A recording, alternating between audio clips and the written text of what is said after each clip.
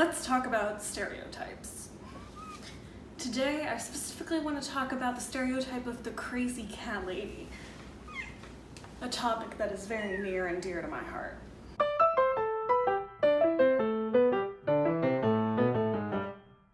Have you ever been called a crazy cat lady? Have you ever told your friends that you don't want to die alone with you and your 12 cats in your house? Have you ever had someone tell you, like, when you want to get a cat? Oh, don't turn into a crazy cat lady. The crazy cat lady stereotype is rooted in sexism.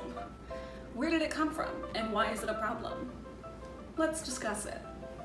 If you Google cat lady, according to Wikipedia, a cat lady is a cultural archetype or stock character, most often depicted as a woman, a middle-aged or elderly spinster who owns many pet cats.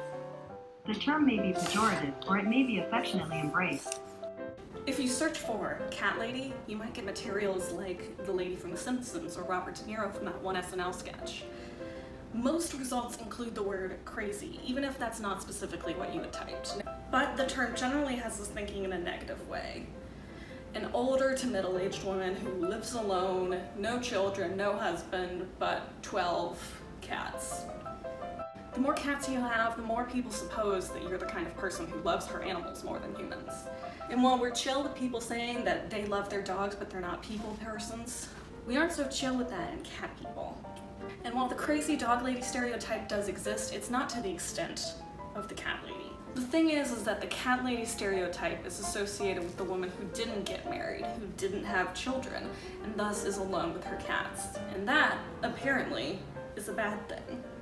Not only that, but the cat lady is thought as sad, sexist, and bonkers, which, for all cat-owning people out there, I don't think that's necessarily true.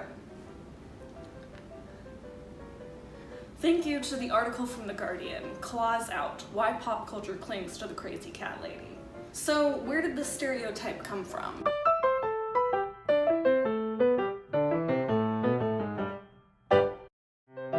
You know the association that witches turn into cats? Well, the stereotype might be as old or even older than that. Cats were associated with the goddess Bastet in ancient Egypt, and since early Christians tended to reject the beliefs of other religions, the cat was out. Cats were at times associated with the demonic in several different religions, although why that became an overarching thing, we're not sure. Maybe it's just because cats are so mysterious and not loving and don't want to follow their mom and sit on the couch while she films a video. Who knows? There is, of course, the stereotype that cats are associated with witches. Witches were thought to either turn into cats or have cats as their familiars. So, since witches were scary and undesirable, cats were scary and undesirable. Old maids and cats have long been proverbially associated together, and, rightly or wrongly, these creatures have been looked upon with a certain degree of suspicion and aversion by a large proportion of the human race. Cats were, at this time, called friends of the friendless, and were associated with old maids, which is a woman who did not get married and did not have children, and thus lives alone with her cats. This is a quote from The Guardian that says, in the 1900s, anti-suffragette propaganda used images of cats to portray women as silly, useless, catty, and ridiculous in their attempt to enter political life.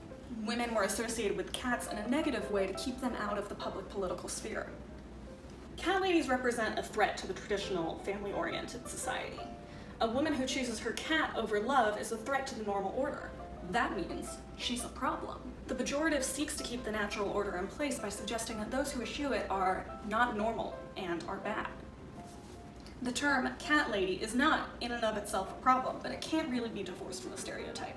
As a sidebar, please enjoy some of my favorite historical images of cats as we continue with the discussion, because I get bored listening to the sound of my own voice. It's not an active danger to women, but it certainly does serve to reinforce traditional ideas of womanhood that don't necessarily need to be in place anymore. A woman without a husband is not necessarily sad. Being single is not in and of itself a bad thing, and you might notice that there isn't an equivalent term for men, because a man being a bachelor is not as bad as being a lonely, crazy cat lady. Bachelor is not associated with loneliness and craziness, but cat lady is. A woman might be single for any number of reasons, and it's not necessarily a bad thing. A woman without children is not necessarily sad either. She might have chosen not to have children, she might be unable to have children, or she might not have reached the time in her life where she's found the right partner and life situation in which raising a child would be appropriate. A woman might be childless for any sort of reason, and it's not a bad thing. So, why is the stereotype a problem? It suggests that women are the problem for having a cat and not having a family, when in actuality there isn't really a problem with any of these things. It also has real-world ramifications in that cats are less likely to be adopted because people are afraid of seeming like the stereotype. And this is a problem for cats who deserve to be in loving homes and who might not be because someone's afraid to be a crazy cat lady. Now, obviously this isn't as big of a problem as other things could be, but it is worth recognizing how our language reinforces societal ideas and stereotypes. I'm not saying that you're a misogynist if you use the term crazy cat lady. I just want us to examine the implications of the phrase. It's rooted in the idea that women aren't as valuable without a husband or child, which is not true. I don't think I need to explain why that's the case.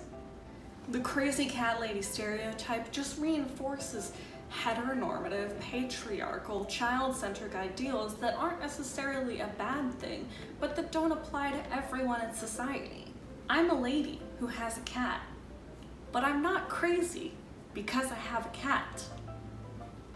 I'm crazy for other reasons.